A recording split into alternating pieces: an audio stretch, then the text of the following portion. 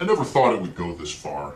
At first, when I was spotted by Patterson and his lackey on the horses in California, I was just going to visit my great aunt, and I don't know what all the hubbub was about, but people started doing hoaxes after that, and kind of became a tabloid legend.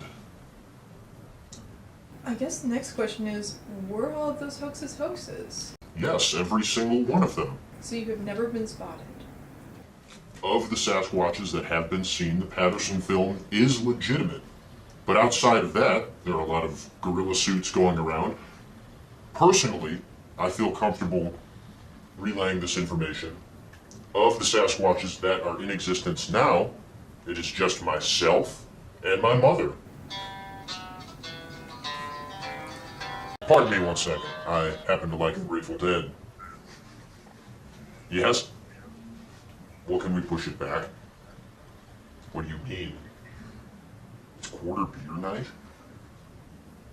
Well, I'll be there in half an hour. Okay then. Roll on. Bowling. I'm sorry to interrupt your quarter beer night. It's the bowling I care about. Anyway, No, I'm serious. I'm sorry to interrupt your bowling.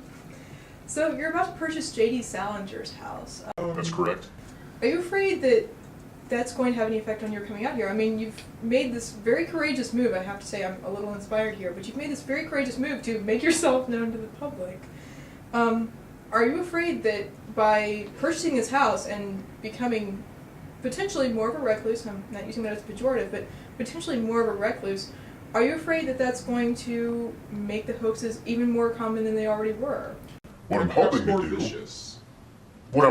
do is put an end to it by coming out here today and acknowledging that I in fact exist. What I'm hoping to do is get the word out there that these hoaxes are not legitimate, that I do exist, that I've only been spotted once. You have to be careful what you see, especially in the lamestream media. And I'm hoping I can just retire now and live in Cornish, New Hampshire, in Salinger's house. And that should be the end of it. I would kind of like to go back to your decision to talk to us about your the fact that you exist, which is, by the way, a huge honor for the Exponent to be able to bring the world your really very compelling story. We're incredibly grateful for the opportunity.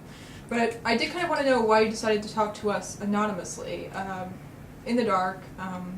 We will be disguising your voice later. Why did you decide to do it this way rather than showing people your face and saying, yes, you know what, I'm here, I'm Sasquatch? Get used to it. For one thing, I've heard of your organization. It's very similar in some ways to other college newspapers that I've seen, but in a lot of other ways it's much more successful. At any rate, the anonymity, I do want people to know I exist. I've given you my name and where I'm going to live, but at any rate, I still want to be able to go to the grocery store. You know what I'm talking about? And the thing is... Sir, I'm afraid that there's no smoking here. Wouldn't that be something? This is actually a non-smoking building. We don't permit smoking. At all. Who died and made you Khrushchev? Are you kidding me? God damn!